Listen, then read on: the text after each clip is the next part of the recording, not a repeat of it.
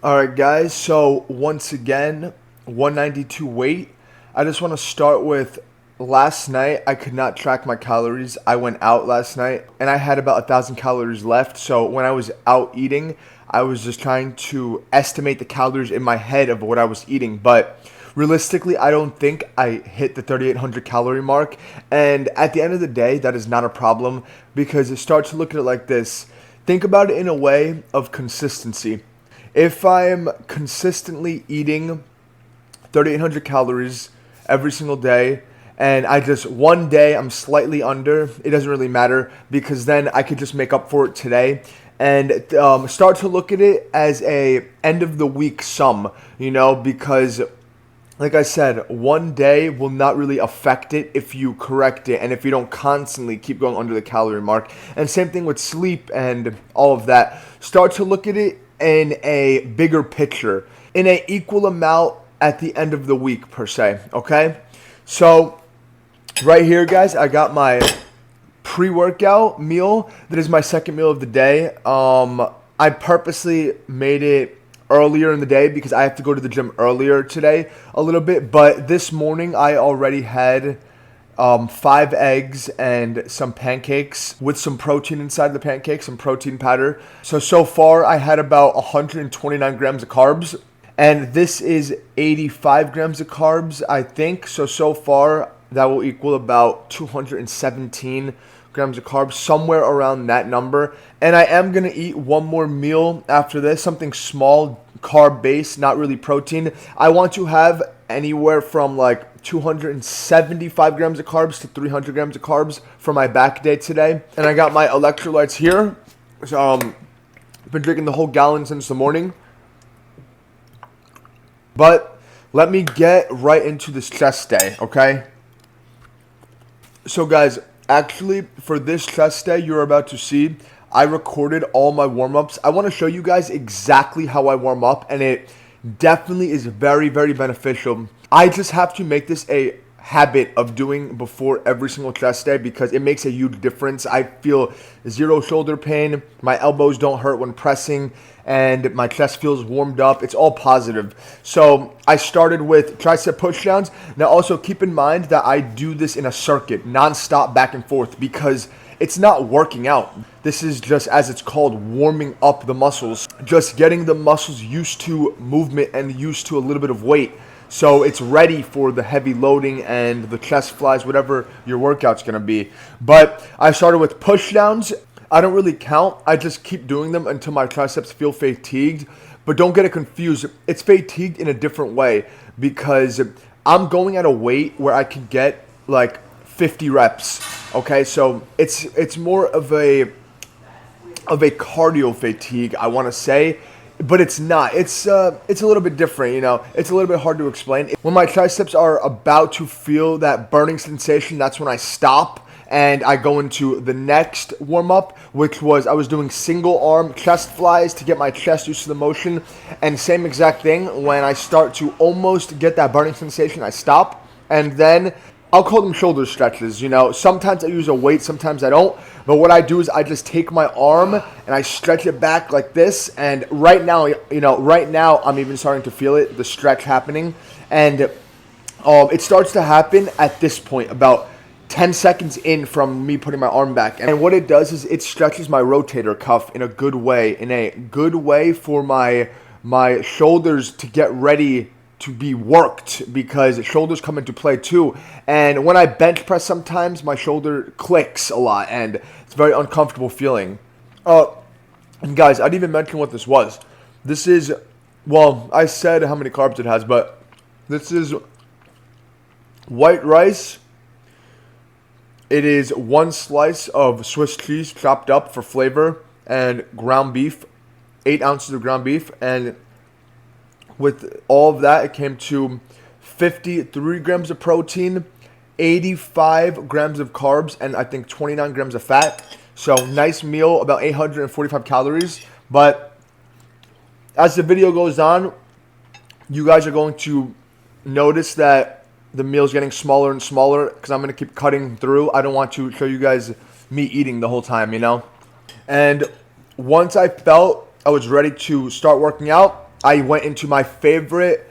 This is my favorite workout of all time, probably. This is my favorite workout, incline bench press. Reason being is it's just the way the range of motion is and how it comes off my chest, like the upper part of the chest, and especially seeing in clips and videos, it is such like a primal looking movement to me, especially when I'm watching in clips. It just looks so nice, and it just looks very primal, like I said, and especially if the person's form is good, which mine is good. Incline's also my favorite movement because I prioritize upper chest.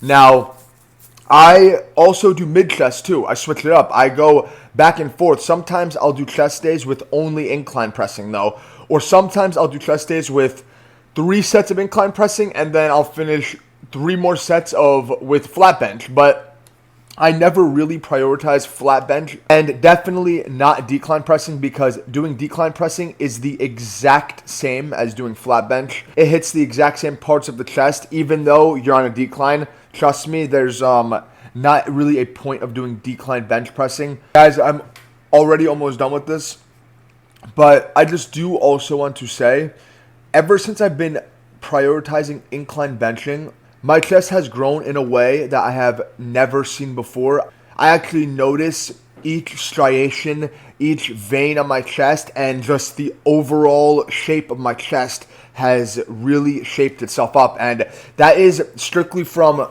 incline pressing and a lot of cable flies.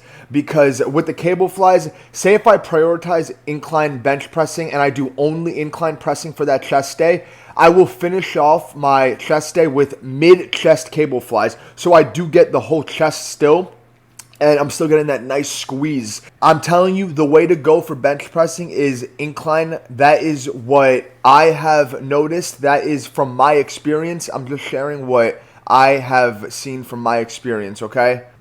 Guys, I just finished this. So that's technically a pre-workout meal, kind of. I'm going to still have something else after this, like I said.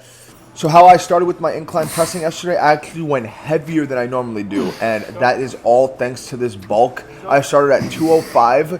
I got 8 reps for 205, but a few of them were assisted. I'll include all of the reps for this one, and including the assisted reps. So for assisted reps, I have spoke about them before. I believe in taking the muscle to the maximum amount of failure it can go, because even when I'm getting assisted reps for any movement, at one point I'm still gonna fail. At one point I literally cannot go up anymore. Like, I'll use the example for benching. When I'm getting assisted reps on benching, I can go until I can't anymore, and then once I cannot go, even with the assisted reps, I say, all right, I tell my spotter, just pull it up at that point. And yeah, but assisted reps, highly recommend them. It is also how I have seen a lot of positive results on my body. The problem with that is that I don't always have somebody I'm working out with. I would say about half the time I do. If you guys don't have somebody you're working out with, try to get even 1 set with assisted reps. Say if you're doing a bench press and you're doing 4 sets, in one of those sets, try to have one of them with assisted reps. So just ask someone to spot you. And I'm sure if you ask someone that's big and that looks good, looks like they work out, looks like they know what they're doing, they will be happy to help you go to failure, because that person would obviously want to see you put in that intense effort. So what I did after the 8 reps of 205, I did not do a drop set for that one, and then I went lower. I went to 185. I think I got about 6 reps, and then I did a drop set to a plate, and I finished this one with nice pause reps, okay? Pause reps, pause reps, pause reps. I've talked about them so many times, I'm not going to get into it right now, but I recommend them, okay? Even if it's for the drop set of each movement that you're doing, pause reps for benching. For any chest press, pausing is very beneficial. It's a different kind of burn, and it's a different kind of soreness afterwards. But then my third set, I did the exact same thing. Started with 185, drop set it to a plate, and then I started with pause reps. And guys, pause reps are harder than normal benching, because when someone normal benches, the momentum is helping you go up and down. So Once I could not get any more pause reps, I finished it off with just normal bench reps. I got a few more, maybe like 2, but still went to failure for that one. And right there, we called it, and we went to this nice incline press machine. You guys have seen this before. This is a beautiful, beautiful chest press machine. What I did was I started with heavy weight, 2 plates. How I do certain workouts to like motivate myself and the person I'm working out with when I'm working out with someone is I say if we don't get over 8 reps, then we have to do a drop set, because 8 reps is still the hypertrophy range for me in my textbook. And with the 2 plates, my chest was already starting to get fatigued. I could not get 8 reps for the first one with the 2 plates. I was almost there. I got like 7.5, but did not get the 8th one, so I had to drop set it. And I did the exact same thing for the second set. But for the second set, I only got 6 reps, so I did another drop set. And then for the third set, I just did a plate and a 25, and I got like 15 reps. I think 14 or 15 reps. So right there, finisher. That was the end of our pressing for chest. 6 sets of pressing, and my chest absolutely felt fully pumped at this point. It felt, I should say, like 90% pumped. You know, say if I had to leave for some reason after just doing those 2 pressing movements, I would have been pretty satisfied. That's how good it was. But I wanted to finish it off, so what I did was cable flies. What I started with was decline flies. You guys have seen me do these before, from up to down. And what I like to do is I like to superset shoulders with chest flies. So as soon as I'm done with my chest flies, I go into lateral raises with shoulders. Sometimes I'll do dumbbells, or sometimes I'll do cables, or even like different machines. This time I use this machine right here that you guys are seeing. For lateral raises, I go to the burn is just unbearable, because there's not really a failure mark per se, because I can keep moving my arms a little bit at the bottom, so it's not really failure. Then once I was done with those shoulder flies, I went back into the decline flies, same exact superset, and then I only stayed at the decline flies for 2 sets. And then what I did was I finished off with mid chest flies, okay? And what I did was I stepped out and I tried to get a full stretch on this machine. This cable was a little bit acting weird, but I still did the best I can with it. And I just ended up staying there for 4 more sets. So high volume in flies.